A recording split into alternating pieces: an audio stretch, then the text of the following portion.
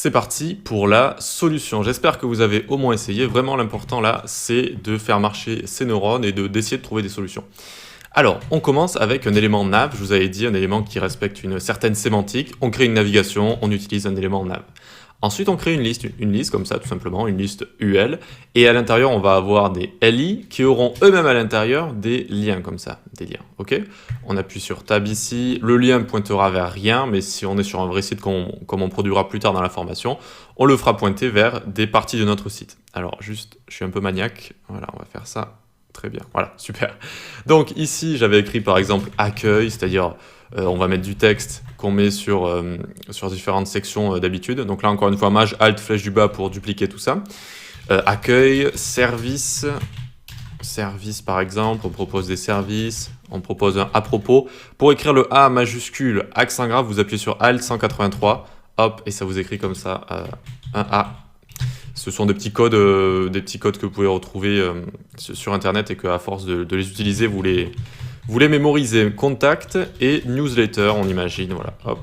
Même si c'est plus ou moins, ça peut être dans une même section. Donc on a fini, c'est tout ce qu'on avait besoin, une navigation. Ensuite, dans cette navigation, on a une liste, alors on utilise UL comme ça. Ensuite, dans cette liste, on utilise des éléments de liste, LI. Encore une fois, c'est important de respecter cette sémantique, de ne pas mettre par exemple des divs à l'intérieur ici. On aurait pu, ça aurait donné plus ou moins la même chose, mais ça ne respecte pas la bonne sémantique. Et ensuite, des liens, vu qu'on a envie de naviguer quelque part, eh bien, il va falloir comme ça utiliser des liens. Très bien. Donc ça ressemble à ça, c'est juste de l'HTML, c'est normal. On va s'ouvrir notre style. Alors, qu'est-ce que c'est que cette image ? Ah oui, c'est l'image qu'on avait utilisée pour les backgrounds. Bon, c'est pas grave si elle est ici. Donc, on commence avec un projet CSS. Ici, ce qu'on fait souvent, c'est d'utiliser, je vous avais dit, le sélecteur universel. Et ce qu'on va faire également, on va faire 2 points de point before, 2 points de point after. Et là, on lui met box sizing border box et margin et padding 0. Et je vous explique pourquoi. Je vous ai déjà expliqué, mais je vais le réexpliquer. Alors déjà, pourquoi on met pseudo-élément before after alors que ici, c'est censé être le sélecteur universel. Universel, ça veut dire que je sélectionne tout. Eh bien, c'est tout sauf les pseudo-éléments before after. Voilà. Je sais que c'est un peu bizarre, mais c'est une spécificité, voilà. Une des nombreuses choses un peu bizarres qu'il y a dans le CSS. D'accord ? Donc pour sélectionner tout, eh bien, il faut écrire ça à côté, avec la petite virgule qui signifie le « et ». Box sizing border box, on l'a vu au modèle de boîte, c'est pour prendre en compte le remplissage et la bordure dans le calcul des longueurs et des largeurs. Voilà, comme ça, on le prend en compte sur tous les éléments, il n'y a pas de problème, et on peut respecter une maquette très facilement et des dimensions qu'on s'est données ou qu'on nous a donné à faire. Et pareil pour margin et padding, enfin pareil, là c'est plus pour avoir des éléments HTML qui sont neutres au niveau de la marge et du padding, notamment les listes. De base, en fait, ça a eu une marge, c'est un padding. Regardez, je vais vous montrer si vous voulez. Hop, on enlève ça, tac. Et vous voyez que là, ça s'est décalé, on voit les petits points à côté, etc. Si on fait inspecter, alors là, je suis en mode toggle device toolbar. On va undock la console et on va regarder ici dans le style. La console, c'est vrai que j'y ai pas encore trop parlé. J'y parlerai peut-être un peu plus en détail en JavaScript. En tout cas, voilà, là, d'un côté, on a l'HTML, de l'autre côté, le CSS. On a la console ici qui nous permettra de discuter en JavaScript avec notre site et de faire toutes sortes de choses. Et pour tout ce qui est là, j'ai fait un petit cours dessus, mais j'y reviendrai aussi plus tard dans la formation. C'est peut-être moins utile pour un débutant, d'accord ? On se concentre sur Elements et console. Et donc, Elements ici, regardez, je passe sur mon UL, qu'est-ce qui se passe là ? Eh bien oui, j'ai déjà des marges et du padding. J'ai du padding à gauche avec les petits boulets, je voulais le dire en anglais, mais les petits boulets, là, les petits points qu'on a à gauche. Et on voit le padding en vert. Dès que vous voyez du vert, c'est du padding. Et le margin en haut et en bas. Et donc, faire cette manip ici, tout simplement, ça nous permet de virer tout ça et de démarrer de zéro, de pas se dire, ok, il y a déjà 20 de margin, je vais essayer de rajouter 15 et puis nanani, je vais y aller un peu à tâtons. Non, on fait des choses bien comme ça. Donc c'est une bonne manière de commencer. Allez, assez de digression, on continue. Donc j'avais écrit un background avec un fond 333. Voilà, donc ce genre de fond sombre qui permet de bien faire sortir ce qu'on a dans notre site, c'est assez sympa. Si je dis pas de bêtises, il y a 222 aussi, si vous voulez quelque chose de plus sombre.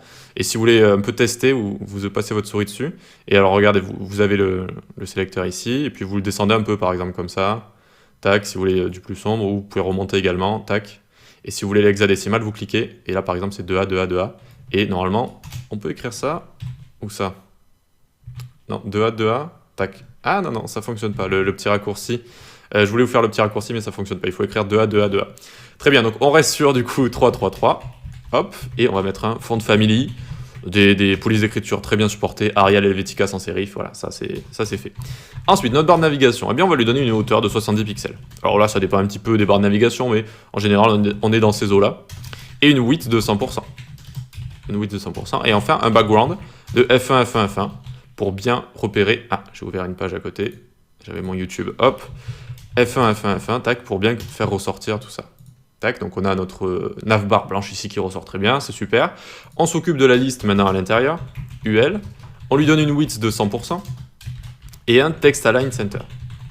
Text align center, comme ça, regardez. Hop, ça a centré tout ça. Pourquoi ça a centré tout ça? Parce que text align center, ça va être une propriété qui va centrer tous les éléments, ses enfants ou ses petits-enfants aussi. Ou ses petits-enfants. Et donc là, on a les liens ici qui sont... des petits-enfants. Et donc, ça va centrer tout ça, tout simplement. Le width 100% ici, tac, si je l'avais enlevé, eh bien, ça change pas grand-chose. Pourquoi? Parce que c'est un élément de type bloc, c'est un display bloc. Mais vous me verrez des fois rajouter des width 100%, c'est juste pour mieux me repérer, en fait, dans du code, quand vous avez beaucoup de lignes, etc., que vous n'êtes pas trop sûr de... Imaginons si on avait une classe ici ou quoi que ce soit, vous demandez si c'est un bloc ou pas, bon, ben là, vous avez le width 100% tout le temps, et c'est un petit peu, voilà, un trick... mental, un petit conseil pour mieux s'y retrouver. Donc on a fini avec notre liste, tout est centré, mais maintenant nos items, eh bien, il va falloir les passer les uns à la suite des autres. Et là on va utiliser display, mais display quoi? Inline block évidemment. Hop, inline block pour qu'ils se mettent les uns à la suite des autres. Hop là, et donc vous voyez, ils sont tous mis les uns à la suite des autres. Vous voyez que je suis assez spécifique ici, je dis les LI qui sont dans le UL, qui sont dans le nav. D'accord? Donc les LI dans la liste, dans le nav ici. On est assez spécifique et pour éviter des conflits, en général, c'est assez bien d'être spécifique comme ça. Ensuite, pour les centrer sur Y, donc de haut en bas, il y a plusieurs méthodes. Je vous en avais parlé très rapidement, donc c'est normal si vous vous en souvenez pas. Et avec une hauteur de ligne qui est égale à 70 pixels, c'est-à-dire la hauteur du parent, d'accord, du bloc qui contient 70 pixels, eh bien ça va mettre 35 pixels au-dessus, 35 pixels au-dessous, ça va les mettre à partir du milieu du texte. Il faut s'imaginer une barre qui raye le texte au milieu, et hop, 35 pixels au-dessus, 35 pixels en dessous, et on arrive à ceci, d'accord, avec une navbar avec des éléments bien centrés ici. Ça commence à ressembler à quelque chose. On va maintenant mettre des petites marges 0 en haut et en bas, 10 pixels à gauche et à droite. Voyons voir ce que ça donne. Tac, ça les a séparés, comme ça c'est super. Mais là, vous allez me dire, Enzo, il n'y a pas la fusion des marges qui rentre en compte ici, là? Qu'est-ce qui se passe? Alors on va, hop, regarder. On survole les LI ici, et on voit que les marges sont respectées et qu'elles ne se fusionnent pas de gauche à droite. Et oui, parce qu'en fait, la fusion des marges fonctionne uniquement sur des éléments qui sont les uns au-dessus des autres, et donc avec margin top et margin bottom par exemple, d'accord, deux marges qui vont se fusionner parce qu'elles se touchent directement sur des éléments qui sont au-dessus des autres. Mais quand ils sont à côté comme ça, eh bien, ils vont être rendus d'une telle façon en fait qu'il ne va pas y avoir de fusion des marges quand ils sont côte à côte comme ça. Voilà. C'est quelque chose à savoir, donc je voulais vous le montrer également. Donc très bien, les marges pour les séparer, ça fonctionne, on est content. Hop, on va pouvoir aller vers nos liens. Eh bien c'est parti. Nav, UL, LI, A, tac. Alors c'est bien d'être spécifique, mais c'est encore mieux par exemple de donner ici des classes lien nav par exemple, et puis ici d'écrire point lien nav comme ça. Okay, comme ça, on est sûr que ça touchera seulement les liens de la navigation de notre header, parce qu'on ne sait jamais, on peut avoir d'autres navigations sur notre site, et si on fait ce genre de choses, eh bien, si on a une nav ULLIA autre part, ça va également les styliser. Allez, on enlève la décoration, on fait donc text decoration none. Voilà, ça va enlever la petite barre. On change la couleur, qui est bleue de base comme ça des liens, et on lui met 333. Et on met enfin un font size de 19 pixels par exemple, sachant que de base, c'est à 16 pixels. Et tada, on a réussi à faire notre simple navbar de base avec comme ça des éléments qui sont au milieu, comme ça, qui sont au milieu, d'accord? Donc, c'est bien, ça fonctionne, c'est une bonne navbar, elle fonctionne très très bien, mais il va y avoir un petit problème quand on est sur portable. Quand on est sur portable, donc ici, on va cliquer sur Toggle Device Toolbar, ici, la petite icône, hop, et on arrive dans le labo du responsive, enfin j'aime bien l'appeler comme ça. En fait, c'est un endroit où vous allez pouvoir tester la largeur de votre site sans avoir besoin de faire ça tout le temps, vous voyez, sans avoir de la tester comme ça. Et ça vous propose des fonctionnalités supplémentaires comme des petits breakpoints, etc. On y reviendra pour le responsive. Et donc testons ici, on descend, c'est correct. Jusqu'ici, c'est parfait. Là, on imagine, on arrive sur une sorte de tablette ou un écran de mobile qui est assez grand. Ça fonctionne, on est à 524 pixels ici de large sur 870 de haut. Et par contre, attention, tac, aïe, ça va passer en dessous, en fait, ça va passer en dessous, regardez, j'ai la console à côté, si je passe sur les LI, hop, hop, ils sont là, ils sont passés en dessous, d'accord? Pourquoi? Parce que tout simplement, il n'y a plus la place, il n'y a plus la place en fait pour eux. Et donc, on va voir comment régler tout ça, sachant que la largeur minimale, ça va être 320 pixels pour le portable en fait le plus petit, qu'on doit gérer sa largeur, si vous voulez. Là où on doit s'inquiéter au minimum, ça va être 320 pixels, d'accord? Donc ça va de 320 pixels à l'infini.